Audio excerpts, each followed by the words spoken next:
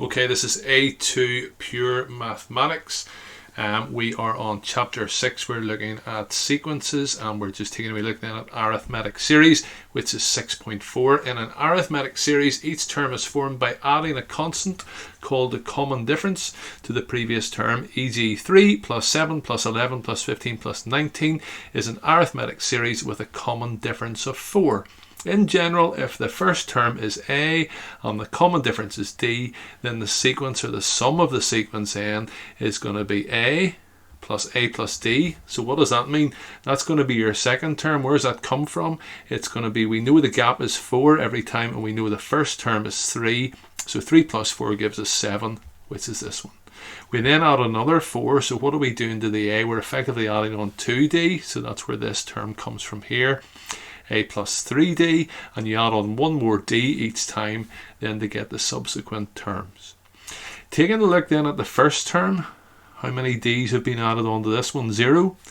And look at the second term is 1D. Looking at the third term, they've added 2D. Looking at the fourth term, they've added 3D. So do you see those are 1 apart, if that makes sense? So the second term is 1, the third term is 2, the fourth term is 3. So our general term, or U of n, if you want, is A plus n minus 1D, because there's one fewer one fewer being added on then for whatever we have. So as I explained badly, so the fourth term you're added on 3D, the fifth term you'd be added on 4D, and so on. This formula you should know and be able to derive. That's effectively us deriving it there and explaining then where that comes from. Alright. To find the sum of any arithmetic series, we can derive the following formula. Let me see. So the sum then is going to be S of n equals A plus D plus A plus 2D plus plus A plus n minus 1D. The sum is also the same thing written out backwards. Of course it is.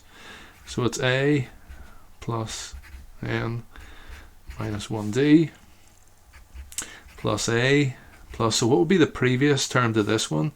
It would be, let me see, A plus n minus 2D plus A plus n minus 3D plus plus A.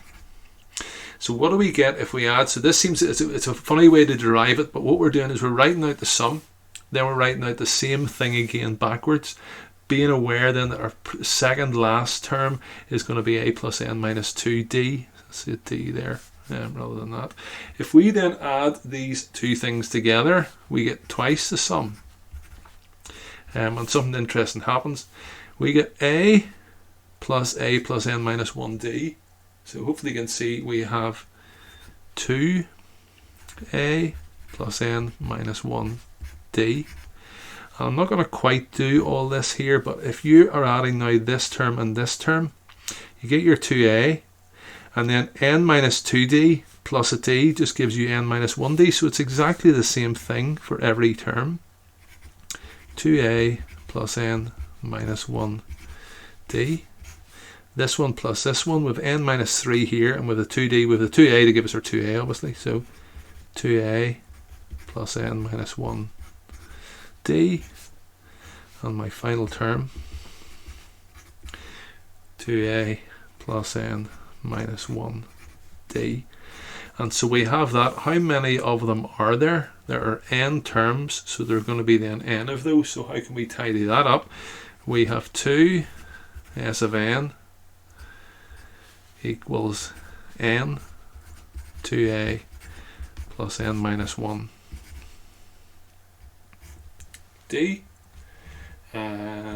And so the sum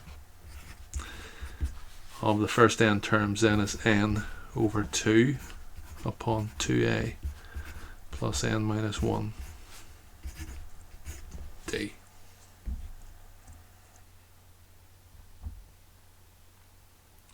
You can normally be asked to derive this proof, so proving that this is going to be the nth term and proving that this is the sum then to n terms, and so you need to come up with that wee trick yourself, I suppose. So writing it out backwards, adding them together to get twice the sum, and then realising that the term is the same, repeats itself the whole time, and then complete from there.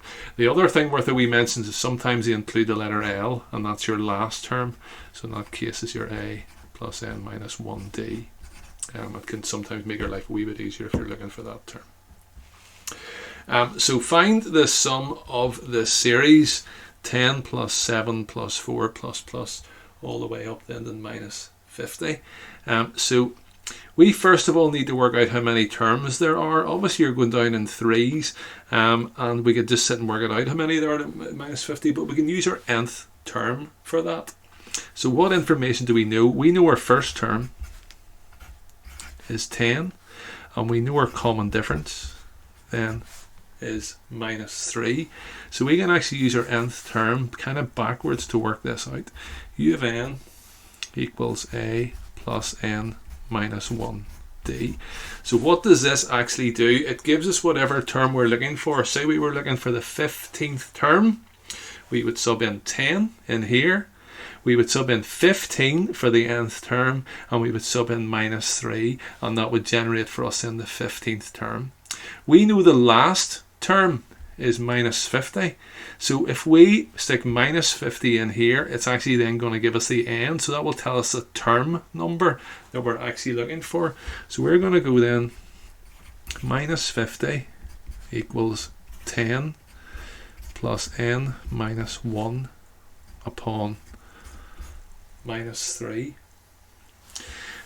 So what would we do there? Take away 10 from both sides, I suppose. Minus 60 equals minus 3 upon n minus 1. You can just about see that there. If we divide then by minus 3, we're going to get 20 equals n minus 1, and that means n equals 21. So there are 21 terms in this here, and we've just used that then to work it out.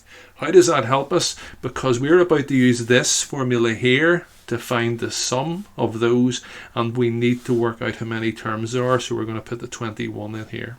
So let's use this formula. S of n, n over 2, 2a plus n minus 1d.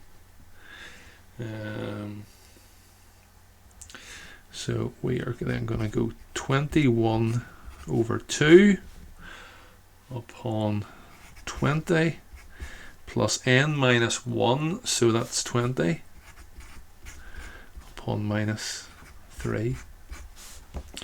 So that gives me 21 over 2 upon 20 minus 60. So that gives me 21 over 2 upon minus 40. That 2 kind of cancels out with the minus 40. I hope you can see that. So it's minus 20 upon 21. And so they all add up then to minus 420.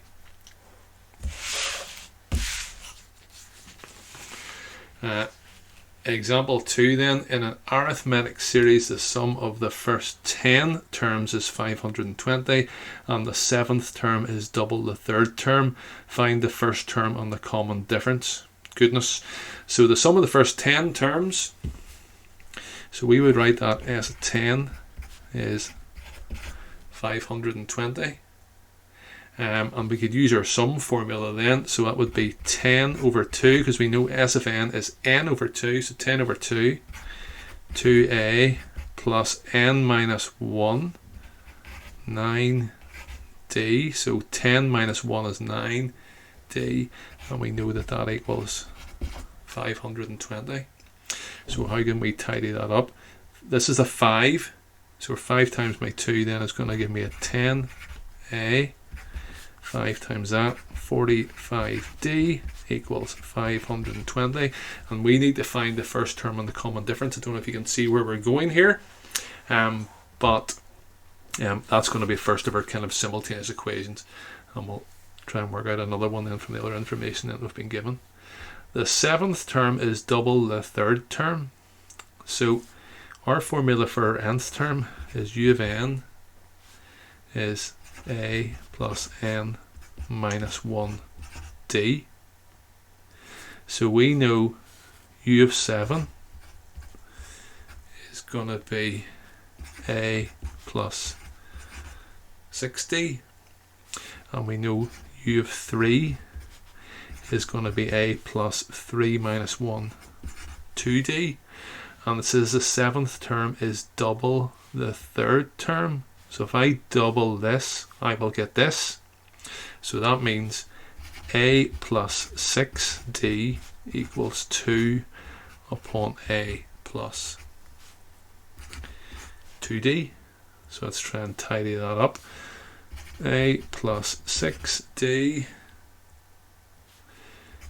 equals 2a plus 4d. Take away a from both sides, take away 4d from both sides, I'm going to get 2d equals a. So I now have two equations, two unknowns. They're slightly weird looking ones, but that's okay. It'll make our life easy enough. Definitely we want to use substitution for this. If we know a equals 2d, we're going to sub that in here and work it from there. So we're going to sub 2 into 1.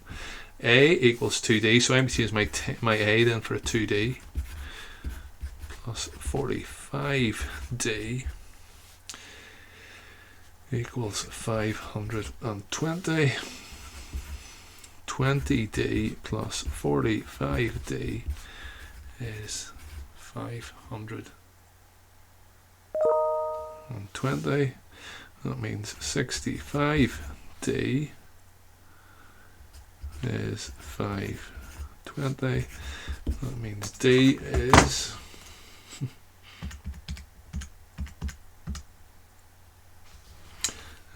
520 divided by 65, which of course then gives us 8.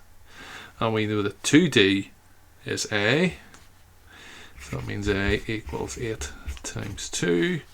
And that then gives us, sorry, we lost the last kind of couple of lines. So d is 8, and we know that 2d is a. So a is 2 times the 8, which is then going to be 16.